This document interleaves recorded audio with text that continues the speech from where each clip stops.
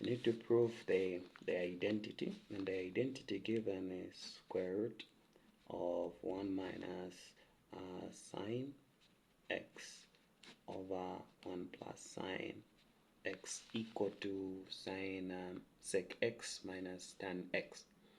If we're going to prove this identity, we're going to decide to get a side and show that that side is equal to the other side. In this case, I've decided to go with the left hand side. So taking the left hand side, we want to prove this identity. First of all, we'll start by finding the conjugate of the denominator. So finding the conjugate of the denominator is going to be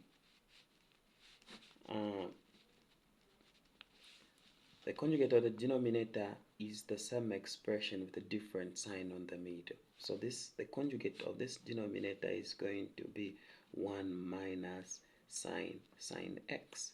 Now when you find the conjugate of the denominator, you multiply the denominator by its conjugate. You do the same with the numerator. Get the conjugate that you found in the denominator, write it on top. This means that we're multiplying this by that. Now this is the same expression, so this is going to be the same as saying 1 minus sine x raised to the 2. If it is x raised to the 2, then of course this is going to be over.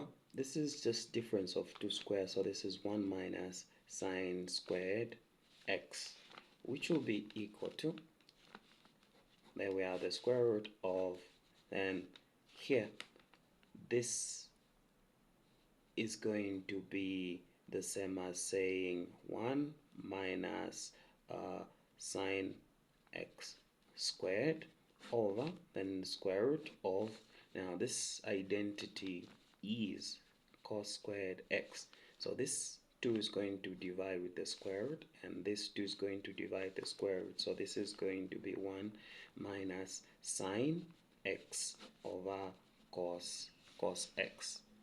Having that, this is also the same as saying 1 over cos x minus sine x over cos x. When you do that, we're going to see that 1 over cos is the same as sec x minus sine over cos is the same as tan x. Remember that wanted to show that this side is the same as that, so we have sec x minus tan x, which is the expression we wanted to come up with. This is equal to the right hand side.